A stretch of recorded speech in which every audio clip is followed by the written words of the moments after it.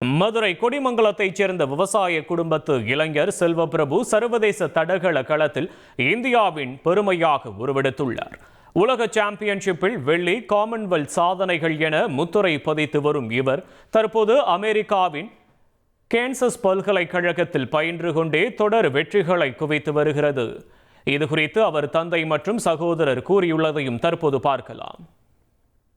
என் பேர் செல்வப்பிரபு. இப்போ காமன்வெல்த்தில் medal bronze medal வச்சுக்கோங்க, ட்ரிபிள் ஜம்பில் அவையே 2வது ஆள். நான் பாரம்பரிய விவசாய குடும்பத்தை சேர்ந்தவன். விவசாயம் தான் என்னோட முதல் இது. அது ரொம்ப ஆர்வம் ஸ்போர்ட்ஸில் இருந்து அத்லட்டாக இருந்து இப்போ ட்ரிபிள் ஜம்பாக மாறி இப்போ நல்லா பண்ணிக்கிட்டு இருக்கேன். அவனு இப்போ கிளைமேட்டு கொஞ்சம் இதாக இருந்தனால அன்றைக்கி கோல்டு மெடல் அடிக்க முடியல. நம்ம ஊருக்கும் பெரிய விஷயம். நம்ம பசங்க எல்லாருக்குமே நம்மலேருந்து யாரும் இந்த இதெல்லாம் போனதில்லை. இந்த முக்கியமாக தென் மாவட்டத்துலேருந்து யாருமே மேலேருந்து பண்ணுறாங்க.